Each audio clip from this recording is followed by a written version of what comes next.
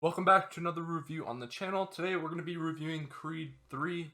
I let this movie sit and marinate in my head for a couple of days before I filmed this review. Uh, and yeah, let's get started. As always, again, there will be a spoiler marker on the screen if we do talk about any spoilers, and there will be a timestamp in the description below.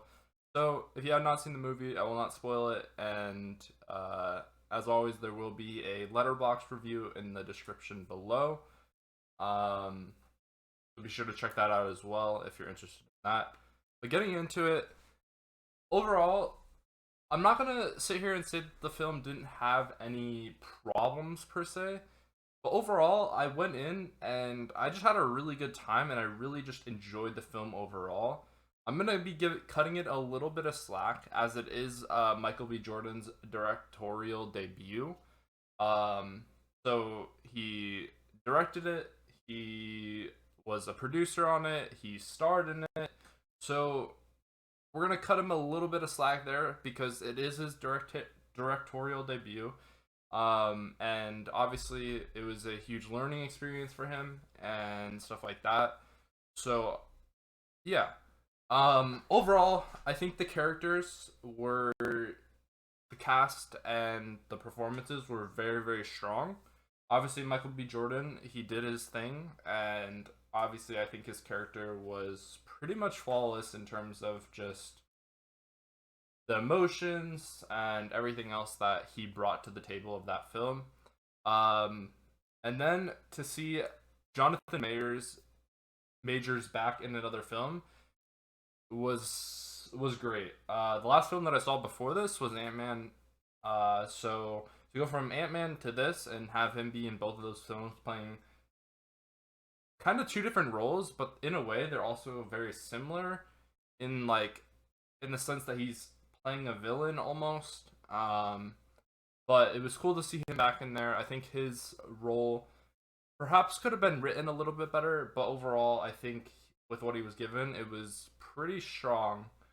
Um, and as a huge film person myself and someone who just works in the creative industry and has been doing photography and video work for 10 years now, it was honestly just really like some of the shots of the film were just absolutely incredible. I really, really enjoyed them. Um, I really, really enjoyed them, and it was just very visually appealing of a film. The opening sequence of scenes, the first like 5 minutes of the film might be the most the favorite my favorite opening of a film that I've seen in a really, really long time. Just between the shots, the colors, the tension, the emotion, all of that, it was just very well put together, and I really enjoyed the opening sequence of the film. Um, and yeah, I overall going into it, I was a little bit hesitant on the 2 hour duration of the film. But honestly, once you get in there and the film starts, it really kind of flies by, and it kind of felt like it was like an hour and a half film, but it was obviously right around 2 hours, and so that kind of surprised me a little bit. But overall, I'm glad that I went to see the film. Um, and yeah, it had been 5 years since Creed 2. So it had been a minute since one Creed 2 even came out, and two since I had watched Creed 2. Um, but yeah, I think this is a very, very, very solid directing debut from Michael B. Jordan himself, and I'm very, very impressed with what he was able to do. And I really am curious to see if he continues headed in that director path and see if he does direct more films in the future. Because that would be very sick. Um, but yeah, pretty much just obviously, without any spoilers, essentially he has to, an old friend resurfaces, and he eventually has to fight his old friend, and put everything he's worked on the line because of his friend's actions, which I will not fully get into. Go ahead and watch the movie if you want to really get into that, and obviously if you want to really if you really want to know what happens, I'll talk a little bit about it in the spoiler section of the review. But overall, it was just a very good time. Um, Tessa Thompson, she did her thing. She wasn't on screen a lot, but her screen time was very impactful, and I really appreciated that because um I hate seeing films, kind of lose that. Um, and obviously at the end of Creed 2, we do get that um we do get that message, or we do get this concept that his daughter um was born deaf, and so to kind of see that transition and keep going towards in this film, will with their daughter being deaf and use having to use sign language. It was a very cool inclusion, because obviously, uh, the situation is very real in the world, and obviously the connection between their daughter and Bianca, character played by Tessa Thompson, sort of losing her hearing towards the end of the second film as well, was very significant, and I like that connection to link it all together. And so that was a very heartwarming addition, and I really really enjoyed that.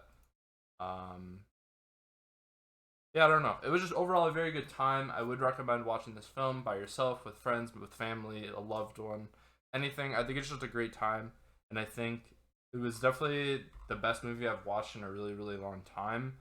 Um, cinematography great. Honestly, the soundtrack was phenomenal. I don't think I've seen enough people talk about it. I really enjoyed the soundtrack. Soundtrack was absolutely brilliant. Um, and yeah, I'm just kind of curious to see what Michael B. Jordan does here in the future. He is kind of, um, he's still relatively early in his career. I mean, he's 36, so maybe as he gets older and he doesn't want to act anymore, he can still stay in the film industry by, by directing films instead. I think that would be very very cool. Um, and yeah, overall, I will give this film a solid 4.7 out of 5 stars. I mean, obviously, like, I don't know if I'll ever give a film 5 out of 5 stars unless it's absolutely flawless. Again, it had some issues that I had with it, but I'm cutting it some slack. I had a brilliant time. Like I said, it was the most fun I've had in a movie. It was my favorite movie that I've seen in a long time. So we're gonna go ahead and give it that as the rating. We're gonna get into a brief spoiler section of the review right now. So if you have not seen the film and you don't want it spoiled, I would click off now. If you don't really care about spoilers, you can stick around. But yeah, heading into spoilers really quick. There isn't too much I want to talk about, but overall, just the emotions were incredible. I feel like some of the scenes were a little bit predictable. Um, Obviously, with the trailer and everything, it kind of sets the story and we kind of know where it's headed. So I guess the predictability is kind of there. But even with the predictability of, you know, um, Damien coming back into his life and wanting to fight, and then Victor Drago's character, I believe, um, with his character getting injured and all of a sudden them needing a fighter, it was obviously very predictable that Damien was going to get that chance. And kind of everything was kind of just headed towards the ending of what the film was, and obviously that fight at the end.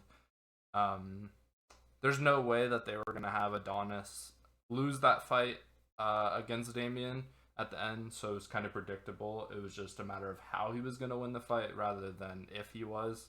But even with the predictability, like I said, the payoffs were very very strong, and I really was satisfied with how I was left feeling.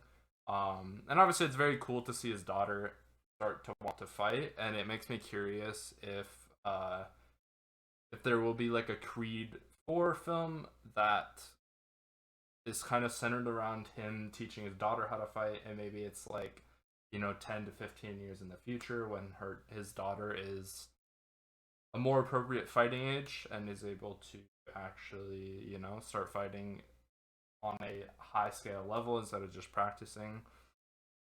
Um, so I'll definitely be on a lookout for that. Um, Obviously, I love that Sylvester Stallone is still working on the film franchise. Um, and yeah, I don't know. I think Jonathan Majors is honestly becoming a one of my favorite actors in terms of just his recent films. He's been in a solid number of films that have had very, contrasting roles, but is also it just shows his range, and I can really appreciate that in terms of acting and stuff like that. Um, I think the next movie that we'll see him in is Avengers, so that'll be. We'll probably actually see him in something before then as well. But that is one of the other films that is currently announced that he's in right now. But again, go see this film. Let me know what you think down in the comments below, or tap into any of the socials in the description. We love to talk. I love to talk about film. Film is one of my favorite things of all time. So I'm definitely down and open to talk about it. Let's try to keep the comment section a little bit spoiler free. If there's anything specific spoiler you want to talk about, Twitter would probably be the best. I'm pretty active over there, and it'll be a little bit easier to avoid talking about spoilers and spoiling it for other people. Um, Definitely, hopefully, I'll be able to catch some more movies in the coming weeks. If there's any movies that you want to see me review that are coming out very, very soon, let me know in the comments down below, and I will do my best to watch them. One film that I'm looking forward to seeing is Mario, the new Mario Party or Mario movie, which comes out in about 3 weeks or so. So I'm definitely excited for that, and I will see you on the next one.